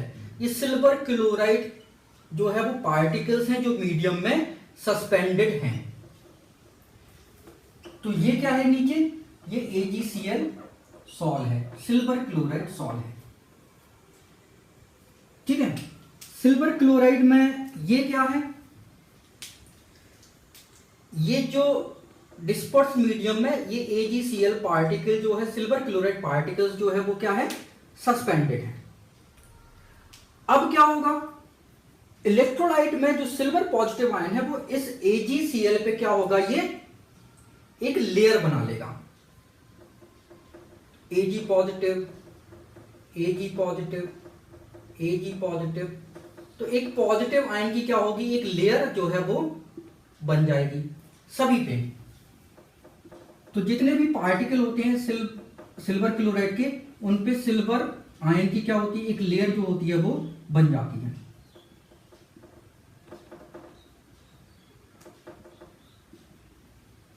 इधर ही बना देते हैं। तो ये लेयर जो है वो बन जाएगी। ये लेयर बनने पे क्या होगा, अब ये पॉजिटिव जो चार्ज है ये क्या करेंगे, एक दूसरे को क्या करेंगे, रिपेल करेंगे। तो पॉजिटिव चार्ज जब एक दूसरे को रिपेल करेंगे तो सिल्वर क्लोराइड के जो पार्टिकल्स है वो आपस में कभी मिल नहीं पाएंगे, और मिल नहीं पाएंगे तो इनका सस्पेंशन नहीं बन पाएगा, मतलब कोलाइडल जो सॉल्यूशन है वो स्टेबलाइज हो गया। तो एक तो रोल ये हो गया, ये कोलाइडल सॉल्यूशन को क्या करता है, स्टेबलाइज करता है।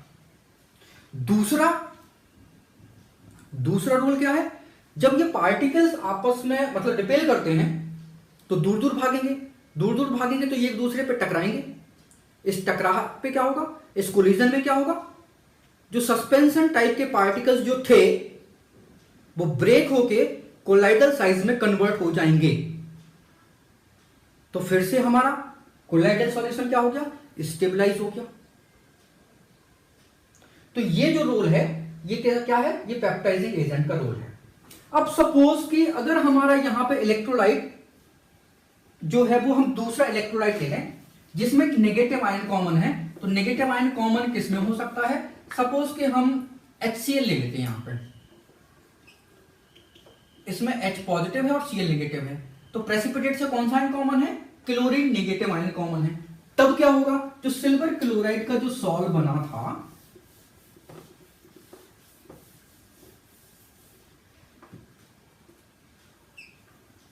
जो सिल्वर क्लोराइड का जो सॉल्व बना था उसमें ये जो सिल्वर क्लोराइड के जो पार्टिकल्स थे, अब क्या होगा, इन पार्टिकल्स पे क्या होगा, क्लोरीन नेगेटिव आयन जो होगा वो एडजॉर्ब हो जाएगा। तो क्लोरीन नेगेटिव आयन की क्या होगी, एक लेयर जो है वो बन जाएगी। अब क्या होगा, ये क्लोरीन नेगेटिव की लेयर बन गई तो ये पार्टिकल्स क्या होंगे, दूर दूर भागेंगे, जैसे हमारा सिल्वर क्लोराइड सॉल्ट जो हो स्टेबलाइज हो जाएगा। जब ये एक दूसरे से भागेंगे, दूर भागेंगे तो एक दूसरे पे टकराएंगे। इस टकराहट पे होगा क्या कि जो सस्पेंशन टाइप के पार्टिकल्स थे वो कोलाइडल पार्टिकल में चेंज हो जाएंगे, तो हमारा सॉल्ट जो है फिर से स्टेबलाइज हो गया। तो जब सिल्वर क्लोराइड सॉल्ट पे जब क्लोरीन नेगेटिव आयन जो है वो एडजॉर्ब हुआ था, तो ये जो सॉल्ट जो होगा वो क्या होगा, ये नेगेटिवली चार्ज होगा, तो नेगेटिव चार्ज रहेगा इस पे। और जब AgCl पे Ag पॉजिटिव जो है वो एडजॉर्ब हुआ था, तो उस सॉल्ट पे, उस कोलाइडल सॉल्यूशन पे क्या होगा, पॉजिटिवली चार्ज होगा। तो लायोफोबिक जो कोलाइडल सॉल्यूशन होते हैं या तो वो पॉजिटिवली चार्ज होते हैं या फिर नेगेटिवली चार्ज होते हैं। तो पॉजिटिव चार्ज और नेगेटिव चार्ज कहां से आता है, जो हम इलेक्ट्रोलाइट लेते हैं वो इलेक्ट्रोलाइट जो होता है वो आयन जो होता है उसका या तो पॉजिटिव आयन या फिर नेगेटिव आयन जो होता है, उस जो सॉल्ट पार्टिकल्स पे क्या होते हैं, एक लेयर बना लेते हैं, जिसके कारण उस सॉल्ट पे चार्ज जो होता है वो अपीयर हो जाता है। अगर इलेक्ट्रोलाइट का पॉजिटिव आयन एडजॉर्ब हुआ तो सॉल्ट जो है पॉजिटिवली चार्ज होगा, और अगर नेगेटिव आयन एडजॉर्ब हुआ तो जो सॉल्ट हमारा पूरा का पूरा सॉल्ट होगा वो नेगेटिवली चार्ज होगा। फिर आती है हमारी कंडेंसेशन मेथड। तो हमारी कंडेंसेशन मेथड में क्या होता है, तो यहाँ पे इसके उल्टा होता है। यहाँ पे सॉल्यूट बहुत बड़े साइज का था तो उसको तोड़ के इस साइज में करना है, और यहाँ पे कंडेंसेशन मेथड में सॉल्यूट जो है उसका साइज बहुत बहुत छोटा होता है, मतलब 10 एंगस्ट्रॉम से भी छोटा होता है। तो सॉल्यूट साइज 10 एंगस्ट्रॉम से क्या है, छोटा है। तो हमें क्या करना है, साइज जो है वो इतना करना है, मतलब यहाँ पे सॉल्यूट पार्टिकल क्या होगा, एग्रीगेट होगा। सॉल्यूट पार्टिकल जो है वो एग्रीगेट होके इतने साइज का हो जाएगा, ठीक है। तो यहाँ पे सॉल्यूट जो है उसका डिकम्पोजिशन हम कर रहे थे, उसको डिकम्पोज कर रहे थे, उसको ब्रेक कर रहे थे, और कंडेंसेशन में क्या हो रहा था, सॉलिड पार्टिकल को जोड़ रहे हैं, उसको एग्रीगेट कर रहे हैं। तो इसके लिए हमारी पहली मेथड है बाय एक्सचेंज ऑफ सॉल्वेंट, ठीक है। अब इसमें क्या होता है, इसमें हमारा सॉल्यूट जो है सबसे पहले उसको ऐसे सॉल्वेंट में डाला जाता है जिसमें ये सॉल्यूट बहुत बहुत बहुत ज्यादा सॉल्युबल हो, ठीक है। फिर बन गया हमारा सॉल्यूशन, ये क्या बन गया हमारा सॉल्यूशन। फिर इस सॉल्यूशन को ऐसे सॉल्वेंट में डाला जाता है जिसमें ये सॉल्यूट जो है वो बहुत बहुत बहुत बहुत कम डिसॉल्व हो, ठीक है। तो जो हमारा सॉल्वेंट एक्सचेंज है उसमें क्या होता है कि सॉल्यूट पार्टिकल का साइज इतना हो जाता है, कोलाइडल पार्टिकल के साइज की इक्वल हो जाता है, तो हमारा कोलाइडल सॉल्यूशन जो है वो बन जाता है। तो ये जो सॉल्वेंट एक्सचेंज मेथड है इसके थ्रू हम सल्फर हो गया, ठीक है, जिलेटिन हो गया, तो सल्फर जिलेटिन के कोलाइडल सॉल्यूशन जो है हम बनाते हैं। एल्ब्यूमिन का सॉल्यूशन जो है वो भी हम एक्सचेंज ऑफ सॉल्वेंट के थ्रू बनाते हैं, ठीक है। तो सल्फर एल्ब्यूमिन जिलेटिन का कोलाइडल सॉल्यूशन जो है by exchange of solvent method के थ्रू बनाया जाता है। फिर हमारी केमिकल मेथड आएगी, तो केमिकल मेथड में डबल डिकम्पोजिशन, यहाँ पे सल्फाइड सोल बनाते हैं। ऑक्सीडेशन मेथड में हम क्या करते हैं, नॉन मेटल का सोल बनाते हैं। नॉन मेटल मतलब सल्फर आयोडीन, ठीक है। रिडक्शन में हम गोल्ड मतलब मेटल सोल बनाते हैं, गोल्ड का बनाते हैं, सिल्वर का बनाते हैं, प्लैटिनम बनाते हैं, ठीक। और हाइड्रोलिसिस में जो फेरिक हाइड्रोक्साइड मतलब यहाँ पे ऑक्साइड हाइड्रोक्साइड का सोल बनता है, तो हाइड्रोलिसिस में metal oxide and metal hydroxide का सोल बनता है, ठीक है। तो चलिए स्टार्ट करते हैं डबल डिकम्पोजिशन। तो इसको हम साफ कर देते हैं, जगह बना लेते हैं। तो डबल डिकम्पोजिशन मतलब यहाँ पे हमें सल्फाइड का सोल बनाना है, तो आर्सेनिक सल्फाइड का सोल बनाते हैं, AS2S3 इसका सोल बनना है। तो क्या करना पड़ेगा हमें, AS2O3 आर्सेनिक ऑक्साइड, इसकी रिएक्शन H2S से करानी है, ठीक है। तो क्या होगा, AS2S3 और बनेगा H2O, सल्फर 3 है तो यहाँ पे 3 कर लो, तो यहाँ पे 3H2 हो जाएगा। तो आर्सेनिक सल्फाइड का सोल जो है यहाँ पे बन जाता है, ठीक है। तो डबल डिकम्पोजिशन हो गया। फिर है ऑक्सीडेशन में क्या होता है, इसमें हमें नॉन मेटल का सोल बनाना होता है। तो देखो जरा, हमें किसका सोल बनाना है, सल्फर का बनाना है। तो H2S यहाँ सल्फर सोल बना रहा है, ठीक है। तो H2S को ब्रोमीन से रिएक्ट कराते हैं, तो HBr बन गया और सल्फर बन गया, ठीक है। तो ये ऑक्सीडेशन मेथड इसको हमने क्यों बोला, क्योंकि यहाँ पे सल्फर -2 में है और सल्फर यहाँ पे 0 में आ गया, तो सल्फर क्या हो गया हमारा, ऑक्सीडाइज हो गया। तो यहाँ पे सल्फर सोल जो है वो बन जाता है, ठीक। फिर इसके बाद हमारी रिडक्शन मेथड आएगी। तो रिडक्शन मेथड में हम गोल्ड सिल्वर प्लेटिनम के सोल बनाते हैं। तो गोल्ड का देखो बनाते हैं हम, ठीक है। तो इसके लिए AuCl3 चाहिए, इसकी रिएक्शन हम SnCl2 से करा देते हैं। तो यहाँ पे गोल्ड +3 में और 10 +2 में है, तो बनेगा हमारा गोल्ड एंड SnCl4। तो यहाँ पे 10 +4 में हो गया, गोल्ड 0 में हो गया, तो रिडक्शन हो गया गोल्ड का। इक्वेशन को जो है हम बैलेंस करेंगे, यहाँ 2 करो, यहाँ 3 करो, तो यहाँ पे 3 और यहाँ पे 2, ठीक है। तो ये इक्वेशन हमारी बैलेंस हो जाती है। तो यहाँ पे गोल्ड +3 से 0 में आ गया, तो क्या हो गया, गोल्ड का रिडक्शन हो गया, तो इसलिए इसको हमने रिडक्शन मेथड बोला। फिर PtCl4, ठीक है, प्लेटिनम का सोल बनाते हैं, तो इसकी रिएक्शन SnCl2 से कराओ, ठीक है। तो SnCl4 बनेगा और प्लेटिनम जो है वो बन जाएगा। इक्वेशन को अपन करते हैं बैलेंस। तो 4 2, तो यहाँ पे 8 और 8, तो यहाँ पे 4 और यहाँ पे कर लो 2, ठीक है। तो इक्वेशन हमारी ये बैलेंस हो गई। तो यहाँ पे प्लेटिनम जो है वो +4 से 0 में चला गया। अच्छा, अभी ये इक्वेशन जो है वो क्या हो रही है, 2 से डिवाइड हो सकती है, तो इधर पे कुछ नहीं आएगा, यहाँ पे आएगा 2, यहाँ पे आ जाएगा 2 और यहाँ पे रहेगा कुछ नहीं, ठीक है। फिर इसके बाद सिल्वर का देख लेते हैं। तो सिल्वर क्लोराइड हमको चाहिए और N2H4, इसको हम हाइड्रोजन बोलते हैं, ये हमारा NH2 कहलाता है, ठीक है। तो N2H4 हो गया हाइड्रोजन, कराते हैं रिएक्शन, तो नाइट्रोजन अलग हो जाएगा, सिल्वर अलग हो जाएगा और HCl बनेगा। 4 है तो यहाँ पे ये 4 कर लो, तो 4 HCl बनेगा और यहाँ पे 4 Ag बनेगा।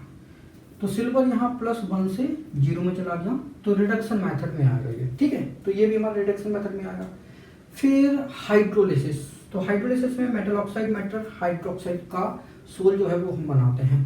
तो FeOH होल थ्राइस, ये बनाना है हमें। तो इसको बनाने के लिए हमें क्या करना पड़ेगा कि FeCl3 का हाइड्रोलिसिस कराओगे, ठीक है। तो FeOH होल थ्राइस बनेगा और क्या बन जाएगा, HCl बन जाएगा, राइट। इक्वेशन को हम कर लेते हैं बैलेंस। तो यहाँ पे 3 कर लो तो 3HCl हो जाएगा। तो बस ये हमारी इक्वेशन बैलेंस हो जाएगी। तो फेरिक हाइड्रोक्साइड का सोल जो है वो हम ऐसे बना लेते हैं, ठीक है। तो फेरिक हाइड्रोक्साइड का सोल बन गया। तो ये हमारी प्रिपरेशन मेथड हो गई। Thank you so much for watching this video. अगर वीडियो अच्छा लगा तो इसको लाइक करें, इसको शेयर करें। अगर आपने हमारे चैनल को अभी तक सब्सक्राइब नहीं किया तो इसको सब्सक्राइब करें। Thank you for watching. Hello everyone, आज हम प्योरिफिकेशन ऑफ कोलाइडल सॉल्यूशन की बात करेंगे कि कोलाइडल सॉल्यूशन को प्योरीफाई करने के लिए हमारे पास कौन कौन सी मेथड होती हैं। तो कोलाइडल सॉल्यूशन को प्योरीफाई करने के लिए हमारे पास पहली मेथड है डायलिसिस, सेकंड है इलेक्ट्रोडायलिसिस, थर्ड है अल्ट्राफिल्ट्रेशन, फोर्थ है अल्ट्रा सेंट्रीफ्यूगेशन। तो सबसे पहले हम डायलिसिस देखते हैं। तो देखो सर, हमने एक कोलाइडल सॉल्यूशन जो है वो बनाया। तो कोलाइडल सॉल्यूशन हम बना रहे हैं, जो हमारा फेरिक क्लोराइड है इसका हमने हाइड्रोलिसिस कराया। तो FeOH whole thrice ferric hydroxide बना और HCl बना, ठीक है। इक्वेशन को अपन ने कर लिया बैलेंस। तो ये तो हमारा कोलाइडल सॉल्यूशन है और ये जो HCl है ये हमारा क्या है, इलेक्ट्रोलाइट है, मतलब ये हमारी इम्प्योरिटीज है। तो फेरिक हाइड्रोक्साइड में हमें क्या करना है, HCl को अलग करना है। तो ये कैसे करेंगे, तो हम क्या करेंगे, एक पर्चमेंट मेम्ब्रेन लेंगे, ठीक है। एक सेमी परमिएबल मेम्ब्रेन लेंगे और उस सेमी परमिएबल मेम्ब्रेन में, ठीक है, सेमी परमिएबल मेम्ब्रेन के बैग में हमने ये सॉल्यूशन जो है वो भर दिया है। तो यहाँ पे अभी फेरिक हाइड्रोक्साइड और HCl है। तो ये हमारा फेरिक हाइड्रोक्साइड है और HCl है। तो हमें HCl जो है वो हटाना है। तो जो हमारा कोलाइडल सॉल्यूशन होता है, तो कोलाइडल सॉल्यूशन, कोलाइडल पार्टिकल ये तो सेमी परमिएबल मेम्ब्रेन से पास नहीं हो पाएंगे, लेकिन जो हमारा इलेक्ट्रोलाइट है वो सेमी परमिएबल मेम्ब्रेन से पास हो जाता है। तो क्या होगा, ये जो HCl होगा वो वाटर में निकलेगा, ठीक है। क्यों, क्योंकि ये तो पास हो जाएगा लेकिन फेरिक हाइड्रोक्साइड जो है वो पास नहीं हो पाएगा। तो HCl जो है वो वाटर में मिक्स हो जाएगा, निकल जाएगा और यहाँ पे क्या बच जाएगा, केवल फेरिक हाइड्रोक्साइड जो है वो बच जाएगा। तो ये जो हमारी डायलिसिस प्रोसेस है अभी कैसी है, स्लो है। तो इसको क्या करते हैं, फास्ट करने के लिए हम यहाँ पे 2 इलेक्ट्रोड जो है वो लगा देते हैं, ठीक है। ये हमारी पॉजिटिव प्लेट है और ये हमारी नेगेटिव प्लेट है। तो HCl का क्लोराइड आयन जो है वो पॉजिटिव प्लेट की ओर भागेगा और H पॉजिटिव आयन जो है वो नेगेटिव प्लेट की ओर भागेगा। तो जो हमारा इलेक्ट्रोडायलिसिस है, ठीक है, इलेक्ट्रोडायलिसिस अब क्या हो गया, ये जो बन गया इलेक्ट्रोडायलिसिस बन गया। अगर हमने 2 इलेक्ट्रोड फिट कर दिए तो सिंपल डायलिसिस हमारा क्या बन जाएगा, इलेक्ट्रोडायलिसिस बन जाएगा।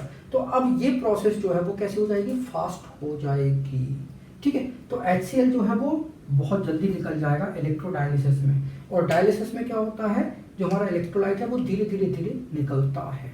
फिर हमारी सेकंड है अल्ट्राफिल्ट्रेशन। तो अल्ट्राफिल्ट्रेशन मेथड जो है वो क्या होती है, तो देखो जरा, हमको पता है कि ऑर्डिनरी फिल्टर पेपर से इलेक्ट्रोलाइट भी पास हो जाता है, कोलाइडल सॉल्यूशन भी पास हो जाता है। तो अगर हमारा ये फिल्टर पेपर है, ठीक है, ये हमारा ऑर्डिनरी फिल्टर पेपर है और इसमें अगर हमने ये सॉल्यूशन रख दिया, मतलब कि यहाँ पे फेरिक हाइड्रोक्साइड भी है और HCl भी है, तो दोनों जो है वो पास हो जाएंगे। तो ऑर्डिनरी फिल्टर पेपर से तो हमारा कोलाइडल सॉल्यूशन भी पास हो जाएगा, इलेक्ट्रोलाइट भी पास हो जाएगा। क्यों, क्योंकि ऑर्डिनरी जो फिल्टर पेपर होता है उसके पोर्स जो है, उनके पोर का साइज होता है बड़ा, इतना बड़ा होता है कि कोलाइडल पार्टिकल भी निकल सकता है और इलेक्ट्रोलाइट तो फिर निकलना है, ठीक है। तो अब हम क्या करते हैं कि ऑर्डिनरी फिल्टर पेपर के साइज को करते हैं छोटा, जिसके पोर साइज है उसको करते हैं छोटा। तो ये हम कैसे कर सकते हैं, तो इसके लिए हम क्या करते हैं, एक सॉल्यूशन बनाते हैं। तो 4% नाइट्रोसेल्यूलोज, ठीक है, इन एल्कोहल एंड ईथर। तो 4% नाइट्रोसेल्यूलोज का एल्कोहल ईथर में सॉल्यूशन, इसको हम कोलोडियन सॉल्यूशन बोलते हैं। तो इसको हम क्या बोलते हैं? कोलोडियन सॉल्यूशन बोलते हैं। तो ये जो कोलोडियन सॉल्यूशन में हम ऑर्डिनरी फिल्टर पेपर जो है क्या करेंगे? डिप कर देंगे, फिर फॉर्मेल्डिहाइड में इसको हम ड्राई कर लेंगे, तो इसका पोर साइज जो है वो कैसा हो जाएगा? छोटा हो जाएगा। अब पोर साइज हो गया छोटा, तो अब क्या होगा? अब केवल और केवल इलेक्ट्रोलाइट बाहर जाएगा, कोलाइडल पार्टिकल जो है वो बाहर नहीं निकल पाएगा। तो ऑर्डिनरी फिल्टर पेपर हमारा क्या बन गया? अल्ट्रा फिल्टर पेपर बन गया। फिर हमारी है अल्ट्रा सेंट्रीफ्यूगेशन मेथड, जो हमारी फोर्थ मेथड है अल्ट्रा सेंट्रीफ्यूगेशन मेथड। तो सेंट्रीफ्यूगेशन मेथड में क्या होता है? इसमें एक मशीन होती है जिसका रोटेटिंग स्पीड जो है बहुत हाई होती है, ठीक है। तो इसमें क्या होता है? इसमें हमने कोलाइडल सॉल्यूशन जो है वो डाल दिया। अब मान लीजिए कोलाइडल पार्टिकल्स जो है वो हैवी होगा, तो हैवी पार्टिकल जो है वो बॉटम की तरफ भागता है, क्योंकि वहां पे सेंट्रीफ्यूगल फोर्स लगता है। तो सेंट्रीफ्यूगल फोर्स लगता है तो हैवी पार्टिकल बॉटम की तरफ भागता है, जबकि लाइटर पार्टिकल जो है वो सरफेस की तरफ जाता है। तो कोलाइडल पार्टिकल जो है वो हैवी होता है, तो कोलाइडल पार्टिकल जो है वो बॉटम की तरफ जो है भागेगा, इकट्ठा हो जाएगा, जबकि लाइटर पार्टिकल जो हमारी इंप्योरिटीज होती हैं वो सरफेस की ओर भागेंगी, राइट। तो बस ये जो फेरिक हाइड्रोक्साइड और HCl का जो मिक्सचर है, ठीक है, इसको हम अल्ट्रा सेंट्रीफ्यूगेशन कराते हैं, मतलब सेंट्रीफ्यूगल मशीन में इसको हम भर देते हैं। तो क्या होता है? ये जो कोलाइडल पार्टिकल है ये हैवी होता है, तो ये क्या होगा? बॉटम की तरफ भागेगा, जबकि ये इम्प्योरिटीज लाइटर होती तो ये कहाँ जाएंगी? ऊपर की तरफ जाएंगी, सरफेस की ओर जाएंगी। तो ये वाटर में सॉल्युबल हो जाती है। फिर हम क्या करते हैं? ये अल्ट्रा फिल्ट्रेशन करते हैं, तो ये हमारा निकल जाता है, ये सॉल्यूशन जो है वो रह जाता है, ठीक है। फिर फेरिक हाइड्रोक्साइड जो है ये तो हमारा PPT होगा। फिर इसमें पेप्टाइजिंग एजेंट जो है वो मिला के इसका कोलाइडल सॉल्यूशन जो है वो तैयार कर लेते हैं, ठीक है। तो ये हमारी प्योरिफिकेशन ऑफ कोलाइडल सॉल्यूशन हो गई। Thank you so much for watching this video. अगर वीडियो अच्छा लगा तो प्लीज इसको लाइक करें, इसको शेयर करें। अगर आपने हमारे चैनल को अभी तक सब्सक्राइब नहीं किया तो प्लीज इसको सब्सक्राइब करें। Thank you once again for watching this video.